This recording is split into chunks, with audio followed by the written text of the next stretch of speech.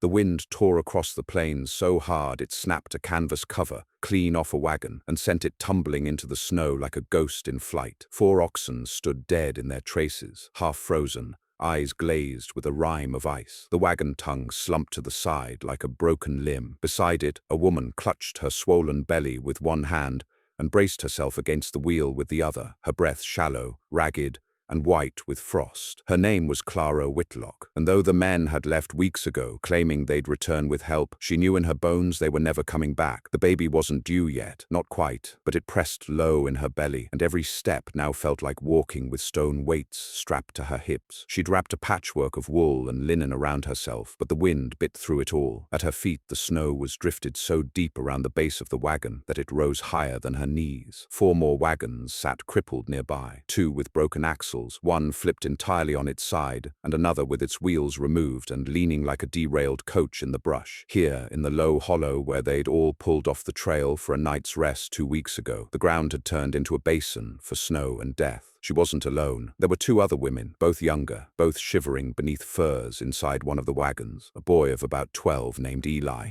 the son of a man who'd been swept away in the river crossing back in October, was trying to fix a cracked water barrel with pitch and rope. A dog, if it could be called that anymore, huddled beneath a broken bench, no longer barking, just watching. That was all that was left of a wagon train that had started with 20 families from Illinois, full of promises and bright-eyed talk of homesteads in Oregon. They were 2 deep in now. The snow was waist-high and had come 2 months early. The supply wagons were gone. The map had been in the hands of the captain, who'd died in his sleep back near Fort Kearney, and no one else had known how to read the stars. Clara had buried her husband 2 weeks after that. The same night their ox team froze standing up. She remembered laying his body under a burlap tarp, while the other survivors tried to pretend they didn't hear her cry. Now there was no one coming, no trail behind them, no promise ahead, just the wagons and snow. She didn't speak when she climbed up onto the tongue of the ruined lead wagon. She didn't speak when she began tearing at the canvas, ripping down the frost-stiffened flaps that once shaded them from summer sun. She only spoke when Eli came near, eyes wide. "We're not waiting to die," she said. "We're gonna build something." He looked confused. With what?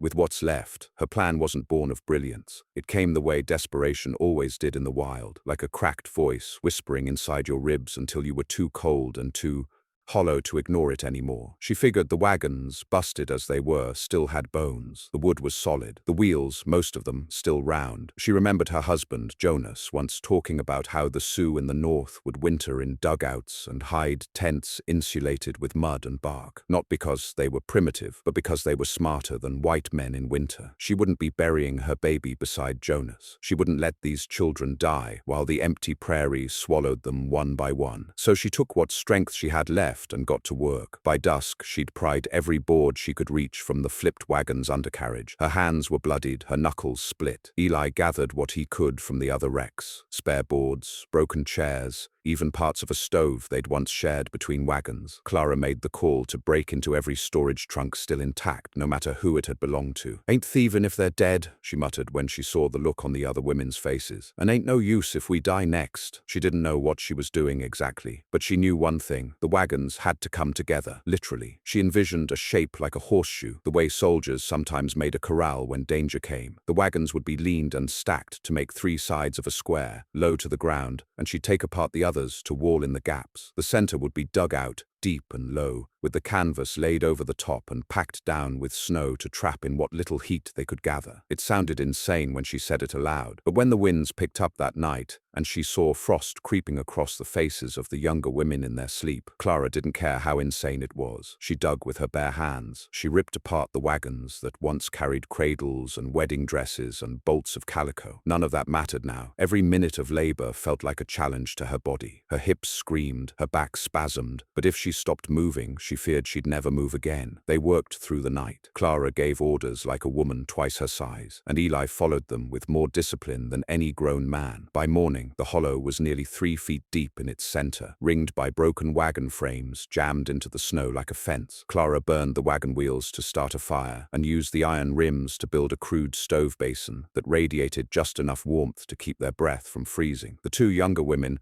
who had barely spoken in days, began to help. One was named May, 17 years old, an orphan the day her father's head was kicked in by a mule. The other, Ruth, was barely older and had lost her brother in the same snowstorm that had frozen the oxen. They had nothing left but fear and whatever Clara told them to do. She ordered them to start sewing the remaining canvas pieces together. When they protested they didn't have enough thread, she tore apart the lining of an old dress to give them something. When the needle broke, she sharpened a fishhook with a whetstone. When their fingers turned blue, she told them to rub snow on them to numb the pain so they could keep working. "Think of the baby," she hissed through chattering teeth, "and tell me if freezing is worth quitting over." And somehow, by the end of the third day, there was a shelter. Not a cabin, not a tent, not a dugout, but a thing so strange it looked like a broken wooden fort had collapsed on itself. Yet inside it, the fire still burned. Inside it, the wind couldn't howl as loud. Inside it, the pregnant widow lay at the center, wrapped in old quilts, her belly rising like a slow drumbeat against the storm. But Clara was not resting. She was planning, because a shelter alone meant nothing. The snow hadn't stopped. The food was nearly gone. And now the real winter was only just beginning. The roof bowed low with the weight of fresh snow, but it held. Every gust that screamed across the plains piled more white on top of it, sealing the creases between wagon boards, stiff canvas, and torn fabric like mortar. Clara had never meant for the makeshift roof to become an insulation layer, but now she thanked God for the snow. It was the only thing keeping the warmth in. In the fire pit she and Eli had built from iron and scavenged rock, the last of the wagon wheel spokes burned slow, their embers crackling with sap long since dried. Clara sat against the inner wall, her legs drawn up to ease the pull in her back. Her belly had hardened again this morning. Another false start, she prayed. She couldn't afford labor now. The shelter was only half finished inside. There were drafts she hadn't plugged, leaks that needed patching, and no clear plan yet for food beyond a few sacks of shriveled beans and mold-bitten cornmeal. Worse, they hadn't seen animal tracks in 2 days. "You think it'll hold?" Eli asked from across the fire. His cheeks were flushed raw from the cold, his voice hoarse from smoke and snowburn. Clara didn't answer right away. Instead, she looked around at the walls of their strange refuge. 3 wagons were locked into place at the rear, side by side, like sleeping oxen, tilted on their sides and buried halfway into the snowpack. Their insides had been gutted and lined with patchwork cloth, forming the warmer rooms where May and Ruth huddled now under shared blankets. Overhead, the final canvas was now stitched together from 2 covered tops and 3 tent flaps, nailed into place with scavenged iron tacks and scrap. Clara had even used the buckboard from the flipped wagon to form a slanted inner wall, deflecting the worst of the wind. "It'll hold," she said finally. "It better." But holding wasn't enough. They couldn't live like this for long. She forced herself up. The fire was low, and she couldn't afford to sleep more than a few hours at a time. She pulled her coat tighter and limped to the edge of the shelter where the snow was packed highest. With Eli's help, she'd fashioned a rough door from a pair of wagon floorboards, lashed together with strips of oxide. When she opened it now, a column of cold struck her like a thrown rock. The world outside was white, endless white. Snowdrifts swallowed everything except the tops of the wagon wheels and the burned husks of what used to be cooking pots. The air was death, not just cold, but silent in a way that told her no one else was coming. No parties from Fort Kearney, no riders from the settlements, no miracle. Still, Clara did not cry, not anymore. She had done all the crying she could when she buried Jonas. She had screamed until her throat bled when her husband's body fell stiff in the wagon, and no one had helped her lower it into the frozen ground. She had sobbed again when her friend Agnes froze just outside camp trying to relieve herself, and was found the next morning with her skirt still bunched around her knees and her lips turned blue. But now there was no time left for mourning, only motion. She bent low and waded through the snow, heading for the collapsed supply wagon they hadn't yet stripped. It was risky. The entire frame could cave in, but there might be something useful left. A dented tin, a hidden sack of oats, a forgotten tool. As she moved, she muttered the same thing she'd whispered for days. "Keep moving, Clara. Just keep moving."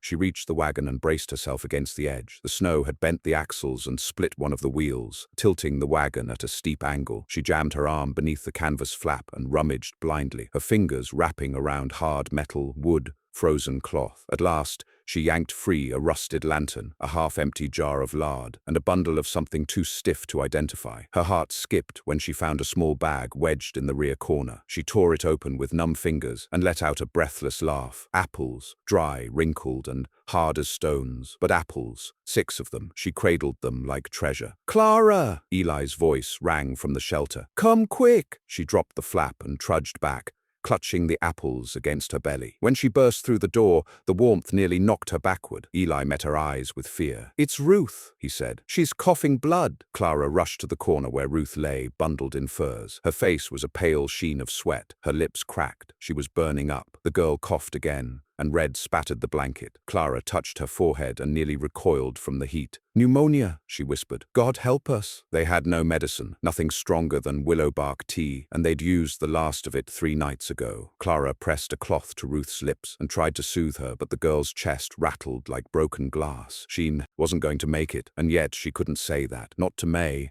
who now hovered like a ghost behind them, shaking with grief. Clara stood and pulled Eli aside. "You're going to hike to that dead tree line tomorrow," she said. "The one south of the ridge. That's near 4 miles, he protested. "You'll take the sled we built from the door panel. You'll dig in the snow until you find pine bark. We can brew it down and make something to soothe the fever. She'll be dead before I get back. Then go faster." Eli stared at her for a long moment, then nodded once and walked away. Clara turned back to Ruth. The girl's eyes fluttered. "Sleep," she whispered. "You're not dying tonight, not in my shelter." She spent the rest of the night feeding the fire with strips of the last unused wagon bed and breaking up the apples into small pieces to boil into mush. The scent of cooked fruit filled the shelter, and for a moment it felt like life. Clara dipped her fingers into the pot and touched the mush to Ruth's lips. The girl stirred, swallowed. "You're gonna get through," Clara lied softly. "You hear me? I built this place for living, not for dying." By morning the storm had lessened, but the sky was grey, heavy with more to come. Eli left just after sunrise, bundled in everything they had. Clara watched him until he vanished behind the white curtain of the ridge, then turned back to the others. She kept herself moving, reinforced the inner walls with more canvas, created a second fire hole with May's help, dug a drainage trench to keep meltwater from pooling inside. Every movement was agony, but she didn't stop. That night she felt the first true contraction. It doubled her over. She didn't tell anyone. There was too much to do. By the second day, Ruth's fever broke. By the third, Clara could no longer hide the pain. And on the fourth, just as Eli returned dragging 3 sacks of bark and a frozen rabbit behind him, Clara collapsed near the fire with blood soaking her skirts. The first scream brought Eli running. The second scream sent May into a panic. Ruth, still too weak to stand, propped herself against the wagon wall and whispered prayers under her breath, eyes wide with helplessness. The fire crackled and popped, casting a long flickering light across the battered floorboards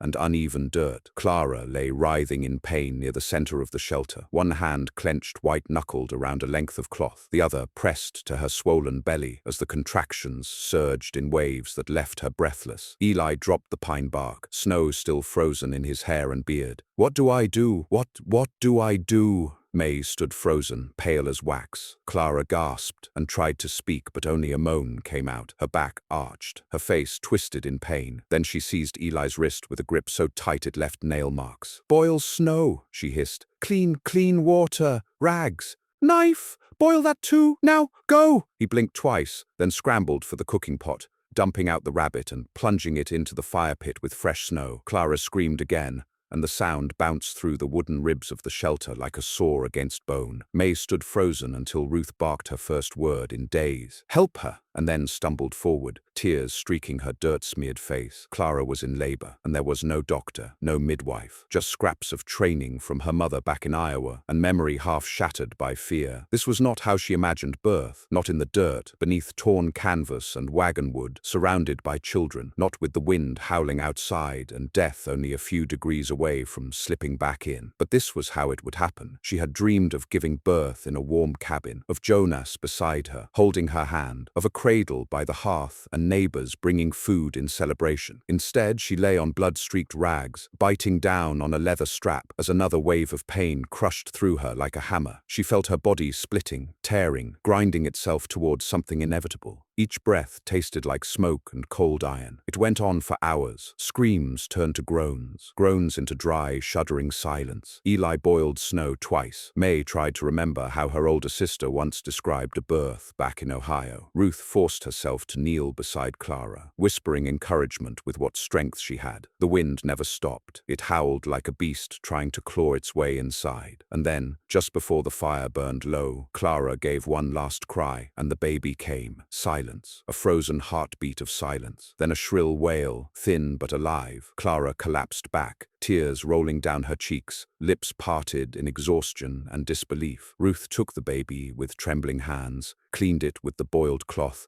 and wrapped it in the only dry blanket they had left. A girl, tiny, wrinkled, loud. May sobbed openly, burying her face in her hands. Eli sat against the far wall, stunned into silence, the rabbit forgotten in his lap. For a moment there was peace, and then Clara began to bleed again. It came fast, too fast, dark and steady, soaking through the cloth, pooling beneath her hips. Her eyes fluttered and her lips turned pale. Ruth cried out, "She's bleeding! She's bleeding too much!" Eli scrambled forward, pressing rags to the wound, but they turned black with blood in seconds. Clara moaned, eyes half closed. Don't let me go," she whispered. "Don't let this be it." Panic surged through the shelter. May tried to press down on Clara's stomach. Ruth searched for more cloth. Eli shouted something. No one heard. The fire popped, casting shadows like ghosts across the walls. And then Clara spoke again, barely a whisper. "Hot! Iron!" "What?" May leaned close. "Branding iron. Stove hook. Something. Burn it shut.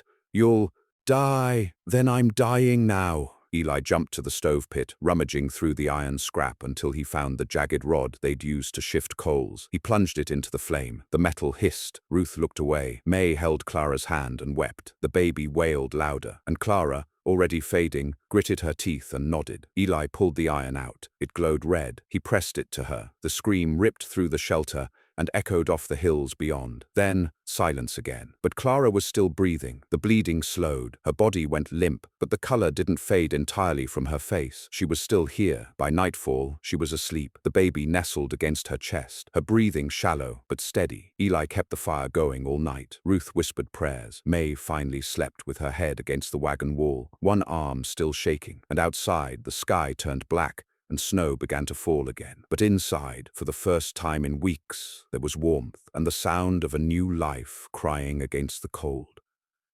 The days that followed were harder still. Clara couldn't walk for the first 3. She drifted in and out of sleep, her face pale as ash, her strength nearly gone. The burn was deep, but it had saved her. Eli took over the firewood duties. He hiked to the far ridge and felled dead branches with a hatchet half as tall as him. May cooked rabbit broth and pine bark into a bitter tea that kept Ruth's fever down. The baby, named Hope by unspoken agreement, slept almost always, cradled in Clara's arms, wrapped in every scrap of warmth they could spare. The shelter began to transform. What had once been a half-dug ring of busted wagons now became something more. Eli finished sealing the rear wall with patchwork cloth and reinforced the frame with spare spokes and axle rods. May created a sling cradle from a wagon tarp and suspended it from the ceiling beams with rope stripped from a yoke. Ruth helped design a windbreak wall near the doorway, using old crates and a burned-out butter churn, which reduced the draft by half. Clara, weak though she was, still gave instructions from her bed. "We make this place better every day," she rasped, "'cause worse is still out there." On the 7th day, something happened that none of them expected. A knock, not a hard rap, not a call, but a thump, twice. Then a muffled voice, hoarse and broken by cold. "Hello?" Eli froze. May dropped her kettle. Ruth reached for the fire poker as if it were a rifle. Clara sat up, eyes wide. They opened the door slowly, carefully. Outside,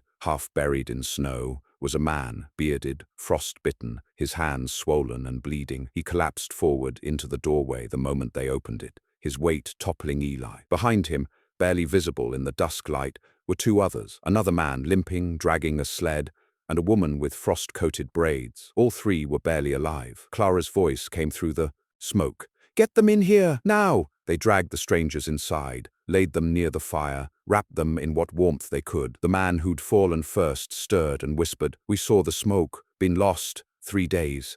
"Where from?" Clara asked. "Wagon train, Kansas group. We split north when the rivers flooded. Been lost ever since. Ours froze. They all froze." He looked at the shelter like he couldn't believe it. "This place, it's warm." Clara smiled faintly, exhaustion in her eyes. "We made it so." That night, 7 people slept inside the broken wagon train. 1 was a newborn. 1 was a widow held together with fire and scars. But all of them were alive. The snow outside still fell. The prairie still howled. But inside that crude, buried circle of wagons, something existed now that hadn't existed for a long time on that trail. A chance. By morning, the new arrivals were speaking in full sentences again. Barely. They'd lost 2 companions the week before, they said. 1 to starvation, isolation, the other to exposure when the shelter they'd tried to build collapsed in the wind. They had followed elk tracks west for 3 days, hauling a broken sled, before seeing smoke curling through the air in the distance. One of them, a wiry man named Tom, said the smoke looked like it was rising from the ground itself, and they'd thought it a trick at first, something their minds conjured in the cold, a ghost maybe. Then they'd seen the wagons, half submerged in snow, and the scent of real smoke and fire had hit them. "We didn't know if it was shelter or hell," said the other man, Harlan, voice scratchy with frostbite. "Didn't care much either way. We weren't gonna last another night." Clara hadn't stood since the birth, and her face was pale and drawn, but she sat up to speak. The baby slept against her chest, pink and warm, wrapped in Ruth's mended shawl. "This place is barely holding as it is," she said, her voice rasping like parchment. "We don't have extra food, no dry clothes for you, and if one of you's sick, we can't treat more fevers."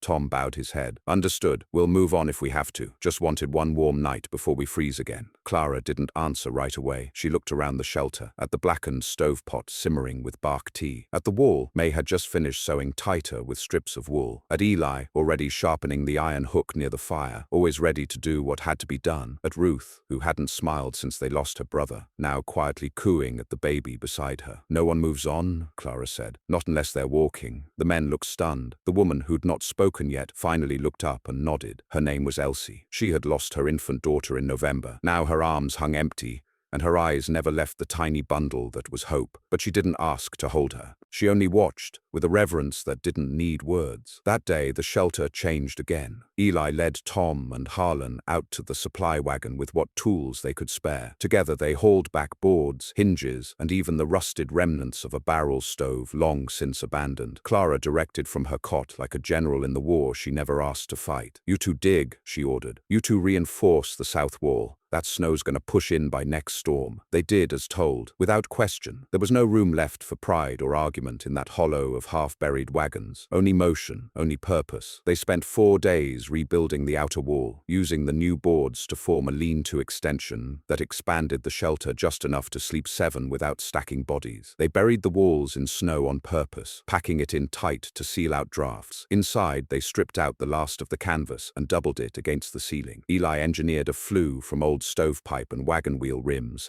channeling smoke more cleanly and reducing the constant choking haze. It was a miracle they hadn't all developed lung sickness. May boiled pine needles into bitter tea. Ruth learned to gut rabbits without flinching. Harlan fashioned crude snowshoes from twisted branches and leather straps, and Tom scouted a narrow trail along the creek bed that remained passable even after the last blizzard. But it was Clara who still held them together. She couldn't walk more than a few steps, and she barely slept, but every decision passed through her. Every ration was weighed by her. She kept the accounts: how many beans left, how many skins of lard, how much firewood to burn per day to make it to spring. No one questioned her authority anymore, not even the grown men who once believed women couldn't lead. They watched her stitch a torn blanket one-handed while holding her infant in the other, and knew better than to speak. "She's not just surviving," Harlan said quietly one night to Eli. "She's turning this into a damn town." Eli didn't answer. He just kept fanning the coals. By week's end, they'd rigged a new outer room, a kind of cold porch that let them remove boots and gear without letting in the full breath of the wind. They fashioned a sled runner from bent barrel staves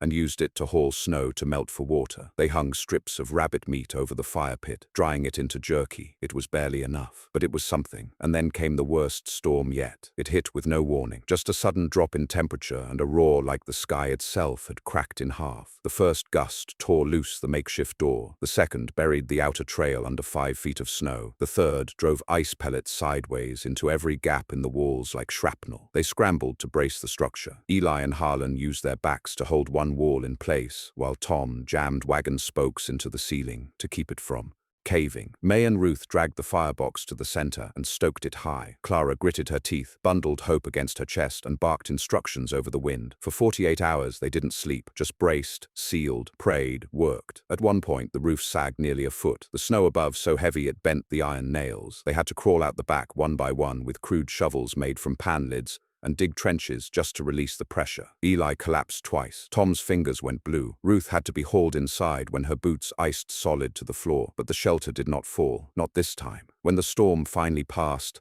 and the grey sky turned a dull gold at the edge of morning, they looked at one another in disbelief. The shelter was still standing, snowdrifts 6 feet high pressed against its sides, but inside it remained warm, damp, cramped, smoke blackened, but alive. It had worked. Somehow, it had worked. Clara lay back, her arms around the baby, her face sunken with exhaustion, her lips cracked, but her eyes gleamed with something that hadn't been there in weeks. Not just defiance, but hope, she whispered. We made it through. So long as the walls hold, we will again. Yet even as she spoke it, a part of her knew this wasn't the end of the hardship, not even close. Spring was still far off. No new food had appeared. The rabbit trails had vanished, and the next storm might not give them time to dig out. They had survived. But survival was not the same as being saved, and no one was coming. Then, late one night, with the wind low and the sky unusually clear, Eli heard something. Voices, faint, carried on the stillness like dreams. Not screams, not howls, but speech, distant, human. He shot up,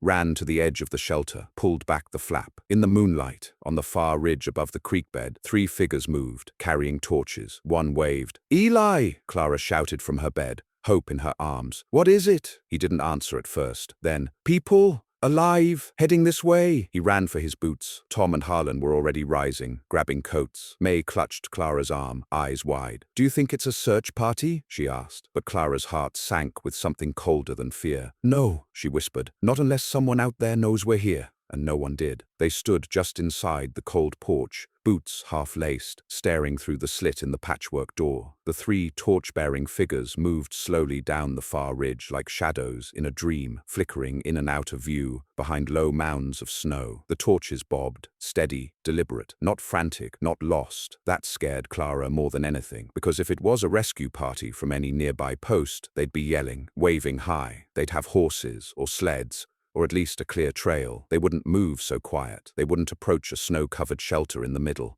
of nowhere without sound. Tom reached for the fire poker. Harlan pulled the kindling hatchet from where it hung above the stove. Eli just stood stiff, mouth slightly open. The glow from the torches painted strange colors across the ceiling canvas, deep gold bleeding into black where the shadows hit. I don't like it, Clara said. Something's wrong? But she was too weak to stand, and hope was stirring in her arms, mewling. May, beside her, looked as though she might faint. Ruth held the baby cradle in her arms with fingers trembling, not from cold. Eli stepped out into the trench first. The torchlight was closer now, less than 50 yards. He raised one hand and shouted, "Who goes there?" The torches paused. For a long moment, there was only the sound of wind curling across the hard crust of snow. Then a voice. "Name's Cale Dern. I'm a surveyor out of Fort Bridger. We got separated from our team 3 weeks back. Heard rumors there were survivors south of the ridge. That didn't sit right. There hadn't been a trail open toward Fort Bridger since November. No one should have been traveling out of it. Certainly not surveyors. And what rumors? They hadn't seen another soul for weeks. Tom stepped forward. How many are you? 3 now, the voice called back. Started with 7. Got 2 horses, no wagons. We saw your smoke. Harlan leaned toward Eli. You think they're armed? Everyone's armed in winter, Eli muttered. Clara couldn't hear the conversation clearly anymore, but she could see their shapes now, just past the edge of the ridge. 3 men, 2 taller, 1 short, all cloaked. She watched how they moved, careful, as if expecting a trap, not limping, not dragging. No real sign of frostbite. That alone was strange. Anyone out here for more than a day without shelter should have been nearly dead. Let them come closer, she called out faintly. But don't let them inside yet. The others followed her word. Eli raised a hand and waved the strangers in, but when they came within 30 feet, Tom barked, "That's close enough." Cale Dern stepped forward into the circle of firelight from the chimney flue. He looked too clean. His face wind-worn but not burned. His coat battered but dry. His eyes too alert. Behind him, the shorter man, barely more than a boy, carried a canvas sack and what looked like a surveyor's scope strapped to his back. The third figure wore a broad hat pulled low. "We saw your shelter," Cale said, glancing around. "Didn't think anyone could build something that tight out of busted wagons." Clara's voice came sharp and quiet from within. "You didn't answer Tom's question. What rumors?" Cale turned toward the voice. He didn't blink. "A lone trapper passed us north of here. Said he saw torchlight down this way. Told us it was probably ghosts or dead wagons. We figured we'd find wrecks and bones. Not a whole damn outpost." Harlan frowned. "And what exactly are you surveying in the middle of a January freeze?" Cale grinned. "The dead don't complain about property lines?" Nobody laughed. Ruth stepped closer to Clara. "I don't like them." "Neither do I," Clara said. But she couldn't send them away, not without knowing what they wanted, not without making sure they weren't desperate men with nothing to lose. She called out again. "You carrying disease?" "No, ma'am," Cale said, still grinning. "You got food?" "Some. Traded with Shoshone 3 days back. Dried trout, pine meal, some herbs. That made May's eyes widen. If that's true, it might not be, Clara said flatly. Then she made a choice. Bring them inside, but search their bags, their coats. No weapons come past the second fire. And so they did. The two older men were stripped of knives, hatchets, even a busted pistol one of them claimed didn't fire. The boy had only a crude flint tool and a rosary. They entered, blinking against the sudden warmth, looking around at the walls like they couldn't believe it. The stove, the fire pit, the crude rafters stitched with cordage and patchcloth. They saw what Clara had made and said nothing, until Cale looked down at her. "You built this?" Clara nodded, eyes steady. He stared at her, a long, measuring look. Then he knelt beside the fire and took off his gloves. "Well, damn," he said. "Ain't never seen something so smart in the middle of nowhere. That's some Mormon dugout meets army fort business." "You still haven't told us what you really want," Eli said. Cale shrugged. "Same thing you all want, to live." He unpacked the dried trout, laid out some salt, pulled a small iron tin filled with dried pine nuts and dried yarrow. Enough food for a few days, if rationed. He offered it without condition. Clara still didn't trust him, but she accepted the trade. In return, she gave them a corner near the outer wall, closest to the cold. No one slept near her, or the baby, or Ruth, who had only just begun walking again. Eli slept near the weapons. Tom kept his hands wrapped around the hatchet even in sleep. Harlan watched them with one eye open. Cale didn't try anything. Not the first night, not the second. By the third, he was splitting wood outside, helping Eli and May fix a sagging brace along the southern wall. The boy, whose name was Silas, offered to help make jerky from the dried trout. The third man, who said nothing, just grunted, fixed the door hinge with a piece of metal plate stripped from his own sled. Clara still didn't trust them, but she let them stay, because something was changing. The shelter, once a desperate hole in the snow, was becoming something more. The outer wall had been extended twice now. There were shelves, hooks, even a washpan buried near the stove for melting snow without blackening it. Tom engineered a crude venting system that redirected heat toward the cradle. Ruth began sketching a map of the surrounding land in charcoal on an old cabinet door. May discovered that boiling pine bark 3 times, then straining it, made a kind of weak porridge that kept their strength up. And then one morning, in early February, the first bird appeared. A sparrow, perched on the snowpost outside the entry trench, fluffed up, its head cocked. Eli stared at it in disbelief. "Ain't seen one of those since October." Cale stepped up beside him, arms folded. "Means spring's coming." But Clara didn't smile. Not yet. Not until the food was fully restocked. Not until they dug their way out. Not until she could walk without leaning on May. Not until Hope's cries turned into giggles. Not until the snow stopped falling. But that night, after the others slept, she sat up in her corner of the wagon shelter, held her daughter against her chest, and whispered into the soft fuzz of her scalp, "You were born in the worst freeze the land could throw at us. And somehow, here we are." Hope stirred, fists clenched. Clara looked up at the soot-blackened ceiling, at the wagon beams and salvaged braces, at the canvas now stiff with weeks of smoke and grease and wind. She didn't see wreckage anymore. She saw a home, a hard home, but real, earned, built nail by nail, board by board, from ruin. A shelter not just from snow and death, but from despair. She kissed her daughter's head.